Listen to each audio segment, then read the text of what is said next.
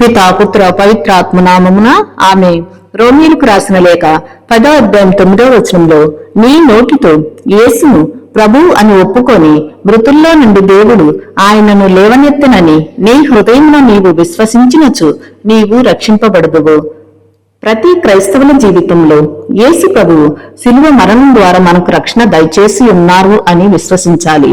రక్షణ అనేది మన జీవితంలో ఒక నిధి ధనం లాంటిది. ఎవరైతే దేవుని మీద ఆధారపడి ఆయన ఆజ్ఞను పాటించి ఆ ప్రభువుకు లోబడి తగ్గింపు జీవితం జీవించి ఆ ప్రభువును పోలి జీవించాలి. మాటలలో, చూపులలో, ప్రవర్తనలో, నడవడికలో మనల్ని మనం మార్చుకొని ప్రార్థనలో బలపడి దేవునికి దగ్గరగా ఉండి లోకాశలలో పాపంలో పడకుండా దేవుని మార్గంలో నడవటానికి ప్రయత్నించాలి.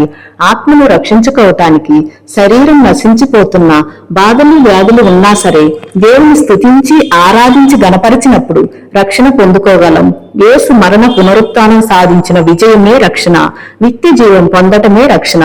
పశ్చాత్తాపం, క్షమాపణ గుణం కలిగి జీవించినప్పుడు మనం నిత్య రక్షణ పొందుకుంటాం.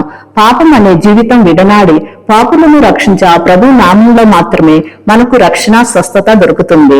యేసు రక్తం, యేసుపై మన విశ్వాసం ఆ దేవునితో జీవించినప్పుడు, పవిత్రాత్మ మనలో ఉన్నప్పుడు రక్షణ పొందుతాం.